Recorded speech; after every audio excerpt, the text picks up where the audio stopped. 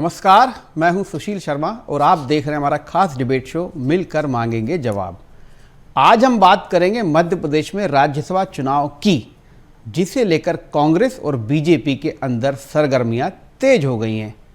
कांग्रेस और बीजेपी में उम्मीदवारों के नाम तय होने के बाद अब राजनीति में एक नई चर्चा है और वो चर्चा है क्रॉस वोटिंग की, जिसका खतरा कांग्रेस के खेमे में है।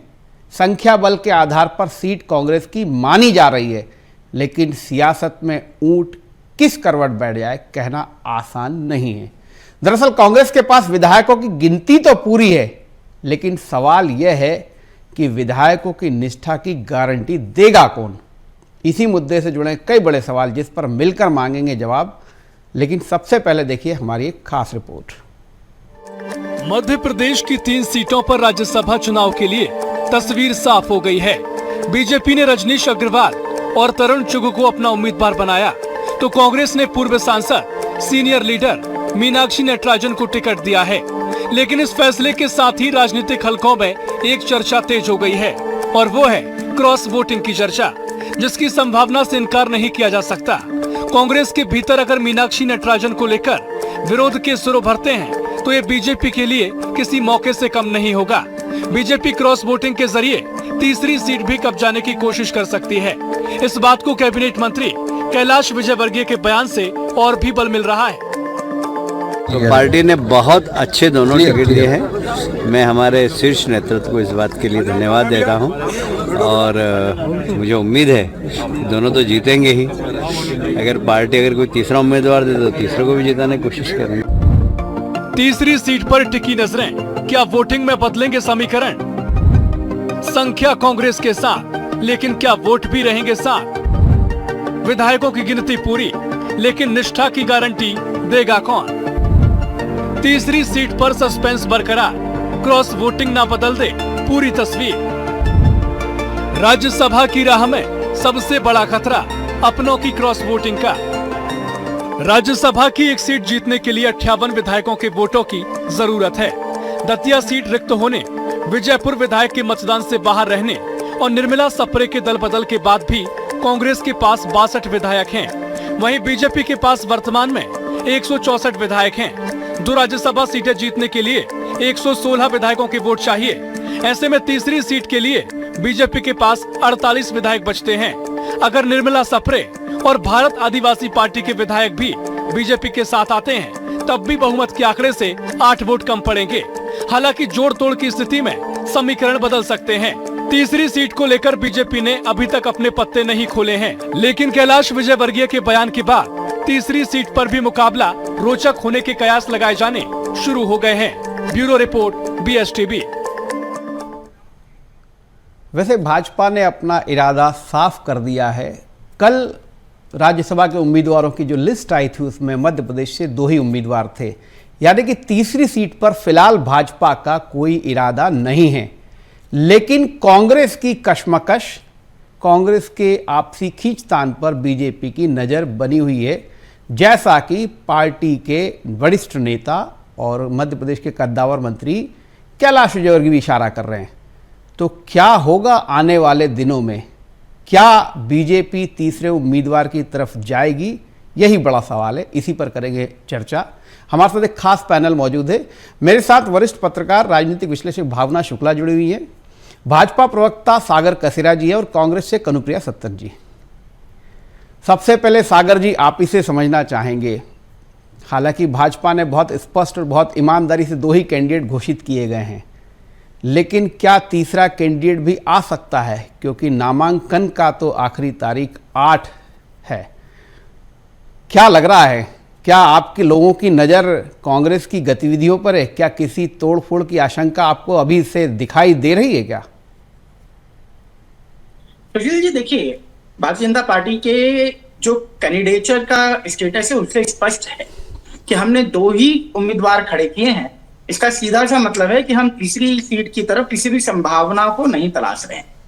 लेकिन सबसे ज्यादा जो चर्चा है वो इस बात की होनी चाहिए कि कांग्रेस में जहां पर पहले कमलनाथ जी का नाम चल रहा था, कमलेश्वर पटेल जी का नाम चल रहा था, अरुण यादव जी का नाम चल रहा था, सज्जन सिंह वर्मा जी का नाम चल रहा था, शोभा ओझा जी का नाम चल रहा था, और तो और प्रदेश कांग्रेस अध्यक्ष जीतू पटवारी दिल्ली में ही थे, नेता प्रतिपक्ष उमंग सिंघार जी भी दिल्ली में थे, कमलनाथ जी भी दिल्ली में थे, और दिग्विजय सिंह जी का पूरा की पूरा समूह सक्रिय हो चुका था। लेकिन अंत में जब नाम सामने आया तो इनमें से किसी को अवसर नहीं मिला। तो इससे जो बड़ा सवाल उठता है वो यह है कि ये जो फैसला लिया है, ये एक परिवार से फैसला आया है, और इससे जो इनके गुट में बहुत सारी अंतर कलह की भावनाएं चल रही हैं, जो जूतम पेदार मची हुई है। इन्हीं के एक नेता का बयान आया, नरेश ज्ञानचंदानी जी का, कि क्रॉस वोटिंग की आशंका है। तो ये सारी की सारी समस्याएं इनके दल में है, इससे भारतीय जनता पार्टी का कोई लेना देना नहीं है। और अगर ये बोलते हैं सर्वसम्मति से उन्होंने फैसला किया, तो मैं फिर पूछता हूं कि इतने सारे नाम जब चल रहे थे तो फिर दिल्ली में कई दिनों तक जो बैठकें चली, फिर कांग्रेस ने अपने नेताओं को क्रॉस वोटिंग की चिंता क्यों सता रही है? तो बहुत सिंपल सा सवाल है कि गुटबाजी, नेतृत्व संघर्ष और दरबारी संस्कृति से बाहर जो है वो कांग्रेस निकल नहीं पाई है। मैं तीनों ही उम्मीदवारों को आगामी राज्यसभा के लिए बधाई प्रेषित करता हूं, लेकिन फिर भी मीनाक्षी नटराजन जी का सम्मान करते हुए कहना चाहता हूं कि ये राजनीतिक सवाल व्यक्ति का नहीं, ये कांग्रेस की प्रक्रिया का है, कि पूरा प्रदेश ये प्रक्रिया देख रहा है कि भाजपा में जहां पर संगठन की ताकत दिखी है, जहां हमने दोनों उम्मीदवार खड़े किए जो हमारे जमीनी कार्यकर्ता है, वहीं कांग्रेस में जो स्पष्ट असंतोष साफ साफ दिखाई देता है सुशील जी। और इसीलिए मैं स्पष्टता से कहना चाहूंगा कि ये जो चुनाव है राज्यसभा का, ये उम्मीदवारों का चुनाव नहीं होता, ये राजनीतिक संस्कृतियों के अंतर को भी ये चुनाव के माध्यम से हमको देखने का अवसर मिला है। बिल्कुल ठीक कह रहे हैं। पर सागर जी, एक बात आप शायद भूल रहे हैं कि आपके यहाँ भी जो एक उम्मीदवार दिल्ली से आयाती थे, उसको लेकर असंतोष तो होगा। ये बात अलग है कि आपकी पार्टी में अनुशासन की परिधि जो है बहुत मजबूत है, तो वो स्वर बाहर तक दिखाई नहीं देंगे। कांग्रेस में थोड़ा लोकतंत्र ज्यादा है, या कह दीजिए कि विरोध की बात भी कहने की जो है वहां छूट मिलती है। बहरहाल मैं आपके पास लौटूंगा। हमारे साथ राजीव खंडेलवाल जी जुड़ गए हैं फोन पर। राजीव जी, कैलाश विजयवर्गीय सामान्यतः जो बातें कहते हैं वो कहीं ना कहीं किसी संभावनाओं के आधार पर ही कहते हैं, और अभी सिर्फ नाम घोषित हुए एक दिन हुआ, 24 घंटे ही बीते होंगे, और कैलाश जी ने तीसरी सीट की तरफ भी इशारा कर दिया कि यदि पार्टी चाहेगी तो हम तीसरी सीट भी जिताने की कोशिश कर सकते हैं। आपको क्या लगता है, कैलाश जी की बात में कितना दम है? इसमें किसी को शक क्यों होना चाहिए? वह स्टेट जहां पे सरकार चुनी हुई कांग्रेस सरकार को भाजपा ने पलटा हो, तो यहाँ तो सिर्फ मात्र एक राज्यसभा सीट का सवाल आता है, जहां से 6 वोटों का सवाल है। इसलिए इसमें शक की तो गुंजाइश है ही नहीं। भाजपा वो पार्टी है जो, मैंने पहले भी कहा कई बार, कि विपरीत परिस्थितियों को अपने पक्ष में मोड़ने की उसमें ताकत होती है, क्षमता होती है, और उसका टारगेट होता है। वेस्ट बंगाल का उदाहरण आपके सामने है। तो भाजपा 2 प्रकार के कार्यकर्ता तैयार कर रही है, एक जो अब जमीनी स्तर के कार्यकर्ता होते हैं, और दूसरे जो दूसरी पार्टी के रेडीमेड कार्यकर्ता हैं, उनको वो डाइवर्ट करती है, उसको चाहती है विपक्ष कमजोर हो। और इसलिए कैलाश जी की बात में कोई शंका होनी ही नहीं चाहिए। और मुझे लगता है कि कहीं ना कहीं पार्टी तीसरा उम्मीदवार खड़ा करेगी तो कैलाश जी की बात 100% सही होगी, और बड़ा स्पष्ट दिख रहा है इस बात से, इसमें कोई शक होना नहीं चाहिए। जी राजीव जी, आपका बहुत बहुत धन्यवाद। आपने स्पष्ट कहा कि कैलाश जी जो कहते हैं उसमें कुछ ना कुछ आशंका संभावना होती है, और भाजपा जिस तरीके की राजनीति कर रही है उसमें ये संभव भी है। बहरहाल कनुप्रिया जी, हालांकि आपकी पार्टी की जो उम्मीदवार हैं वो जय जगत ग्रुप से आती हैं, और बहुत मजबूत है दिल्ली में जय जगत ग्रुप का आधार, और ऐसे में यदि एक जो कि आपकी ही पार्टी से विधानसभा का चुनाव लड़े थे, हालांकि वो चुनाव हार गए थे, यदि वो सोशल मीडिया पर क्रॉस वोटिंग की आशंका व्यक्त कर रहे हैं, तो ये कहीं ना कहीं आपके उम्मीदवार पर या उम्मीदवार के चयन पर सवाल उठाता है। देखिए, पहली बात तो ये कि मैंने देखा ही नहीं कि उन्होंने क्या कहा है, और मेरे लिए वो मायने भी नहीं रखता बयान, क्योंकि जब हम बात करते हैं एआईसीसी से जब नाम चुनकर आए तो उस नाम पर हमारे सारे विधायकों ने सहमति जताई है, और साथ ही साथ जो हमारे वरिष्ठ नेता है कमलनाथ जी हैं, दिग्विजय सिंह जी हैं, उन्होंने भी अपने गुट के नेताओं से, अपने दलों के नेता से, उनके जो समर्थित नेता हैं, जो उनके साथ जिन्होंने उनसे राजनीति सीखी है, उनको भी यही कहा है कि हमें अपने कैंडिडेट को भेजना है। और मीनाक्षी नटराजन जी की बात अगर हो तो जैसे भी कसेरा जी कह रहे थे कि उन्हें दिल्ली से यूं ही भेज दिया गया, लेकिन उन्होंने जमीनी स्तर पर काम किया है। वो ऐसी है, उनकी एक छवि जो है वो बेहद सादगी पसंद महिला की है, ईमानदार है, बौद्धिक नेता की उनकी छवि है, वो लिखना पढ़ना जानती हैं। तो ऐसे में अगर कांग्रेस ने एक ऐसी नेत्री को मौका दिया है और जिसने कभी कोई मंशा नहीं की है अपने संगठन से, जिन्होंने कभी कोई लालच नहीं रखा, और कांग्रेस के बुरे समय में भी जब हम सत्ता से कोसों दूर थे तब भी वो लगातार काम करती रही, तो अगर ऐसे कार्यकर्ताओं को आज पार्टी आगे बढ़ा रही है तो कहीं ना कहीं ये हर कार्यकर्ता के मनोबल को और बढ़ाएगा, ये तोड़ेगा कैसे। और रहा सवाल कमलनाथ जी और दिग्विजय सिंह जी का, ये दोनों इतने वरिष्ठ हैं, ये जो जिस तरह की राजनीति की आज हम बात करते हैं सुशील जी, वो राजनीति जी कर पी कर बड़े हुए हैं और इनको देख देख कर लोग राजनीति करना सीख रहे हैं। तो एक राज्यसभा की सीट के लिए ना दिग्विजय सिंह जी और ना कमलनाथ जी कोई छिछोरी बात करेंगे। और मैं एक बात और कसेरा जी को याद दिला दूं, उन्होंने कहा कि नाम तो बहुत चल रहे थे हमारे यहाँ, तो नाम तो देखिए हर पार्टी में चलते हैं कसेरा जी। आप मुझे नहीं पता आप कहाँ से आए हैं, आपको कैसे नहीं पता, लेकिन आपके यहाँ भी कई नाम चल रहे थे। आपके यहाँ भी सुमेर सिंह सोलंकी का नाम था, खुद जॉर्ज कुरियन का नाम दोबारा चला, कैलाश विजयवर्गीय जी का भी नाम था, और शायद इसीलिए उन्होंने कहा कि तीसरी सीट भी अगर मिली तो हम जिताएंगे, क्योंकि उनकी भी अपनी महत्वाकांक्षाएं हैं। 1 नंबर विधानसभा से वो आते हैं जहां पे लोग जहरीला पानी पीकर मर गए, लोग उनसे नफरत करने लगे, तो ऐसे में उनकी अपनी चिंताएं हैं। और वो उन्होंने जो बयान दिया, मुझे नहीं लगता हमें उसको इतना सीरियसली लेना चाहिए, क्योंकि इन दिनों तो कैलाश जी कुछ भी बयान दे देते हैं।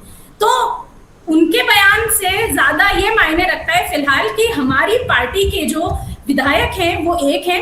कल भी हमारी पार्टी की एक मीटिंग है, इस मीटिंग में सारे विधायक पहुंचने वाले हैं, और जीतू पटवारी जी को भी सभी ने यही कहा है कि हम इस निर्णय के साथ हैं और सभी मीनाक्षी नटराजन जी को ही वोट करेंगे।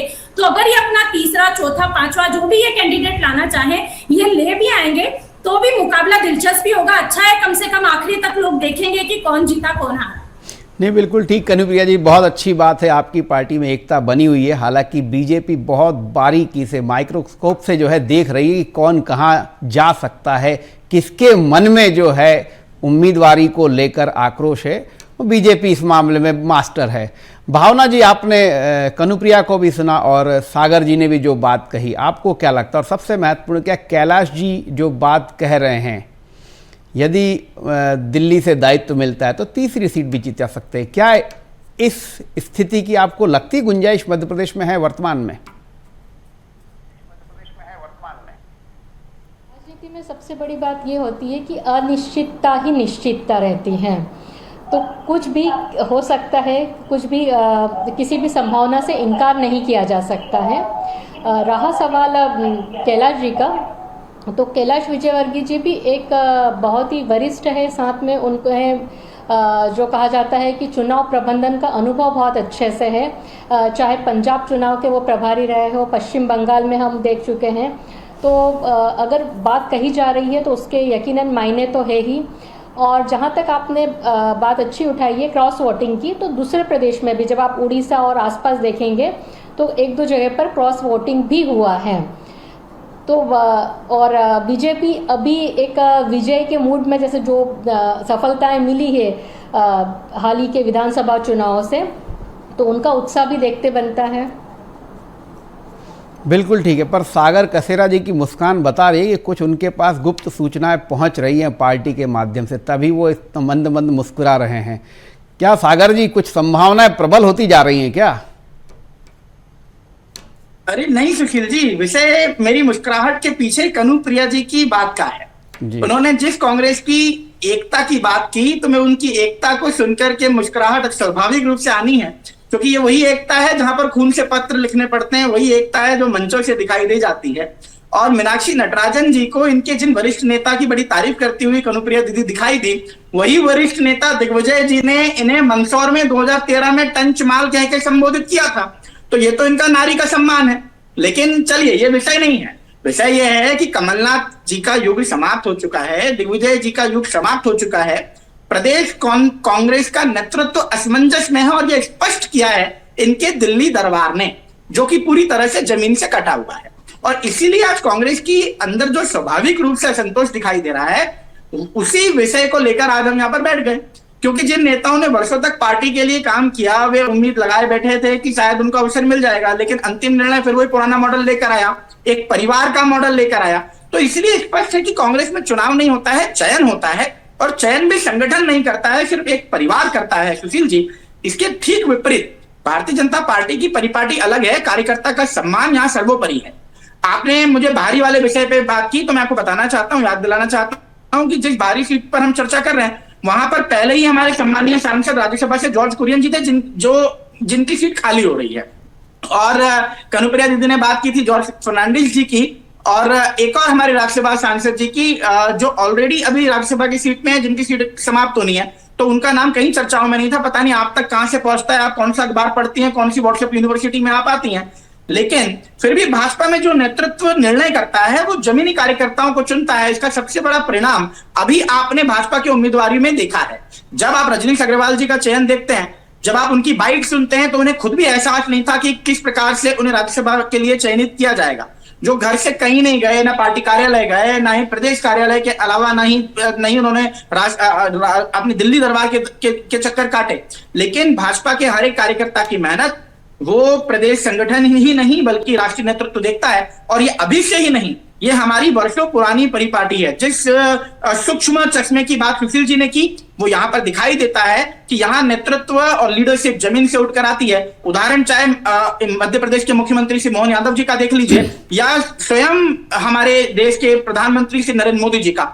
ऐसे हजारों उदाहरण हैं। कई कार्यकर्ता जमीन से उठकर वहां तक पहुंचे हैं। जो भाजपा का संगठन आधारित लोकतंत्र है और दूसरी तरफ कांग्रेस में परिवार आधारित राजनीति, ये आज की राजनीति की सबसे बड़ी सच्चाई है सुशील जी।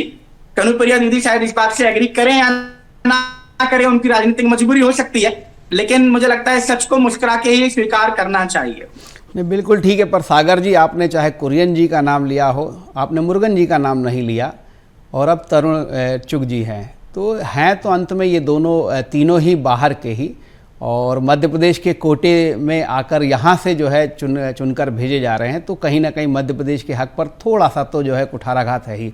बहरहाल कनुप्रिया जी, आप बहुत सीधी सी बात ये है कि ठीक है, आप कंफर्टेबल स्थिति में हैं, आपके प्रत्याशी को जीतना चाहिए, और फिर ये सवाल क्यों उठता है? सवाल ये क्यों नहीं उठता कि हमारे यदि 63 वोट है तो हमें 65 वोट मिलेंगे, बीजेपी के भी 2-3 वोटर विधायक जो हैं हमारे पक्ष में। हमेशा यही क्यों सवाल उठता है कि कांग्रेस की गुटबाजी कांग्रेस को नुकसान पहुंचा सकती है? क्या इस पर पार्टी मंथन नहीं करती है क्या? और कैसे किसी विधानसभा के पूर्व जो पराजित प्रत्याशी, वो कैसे सोशल मीडिया पर लिख सकते हैं ये बात कि क्रॉस वोटिंग की आशंका है? देखिए, कोई अपने सोशल मीडिया पर क्या लिखता है इसके लिए कोई पार्टी जिम्मेदार नहीं होती है।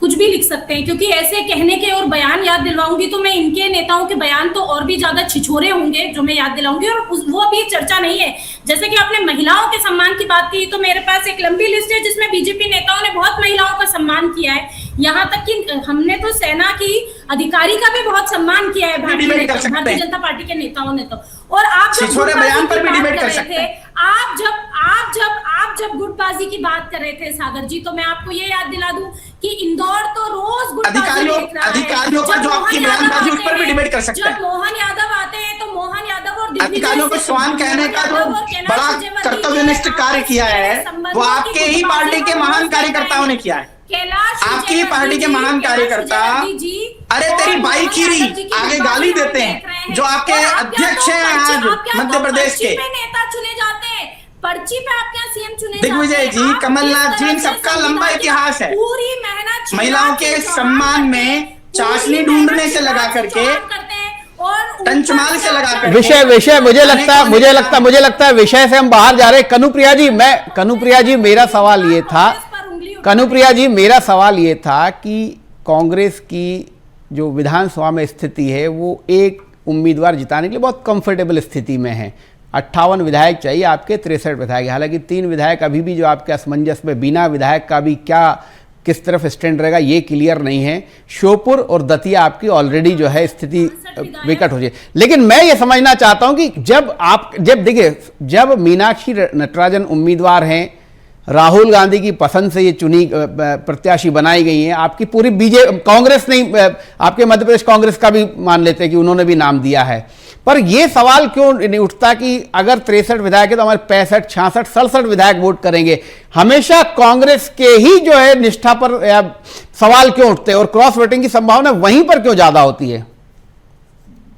क्योंकि खरीद फरोख्त कांग्रेस को नहीं आती ना, भारतीय जनता पार्टी को आती है। लेकिन मैं फिर भी आपको ये विश्वास दिलाती हूँ कि राज्यसभा में 62 विधायक जाएंगे। जो 62 विधायक हैं वो मीनाक्षी नटराजन जी को ही वोट देंगे और हम नतीजे वाले दिन फिर सामने बैठेंगे। मैं उम्मीद करती हूँ सागर जी हम आमने सामने होंगे और हम भी आपको बधाई देंगे और आप भी मुझे बधाई देंगे कि हमारी मीनाक्षी जी भी पहुंच गई है राज्यसभा में। उस दिन हम फिर चर्चा करेंगे कि कितने खरीदे आप और कितने नहीं बिक पाए और कितनों को नहीं खरीद पाए, क्योंकि ये सब बातें हैं और बातों पे हम पार्टियां नहीं चला सकते, ना हम चला सकते हैं ना आप चला सकते हैं।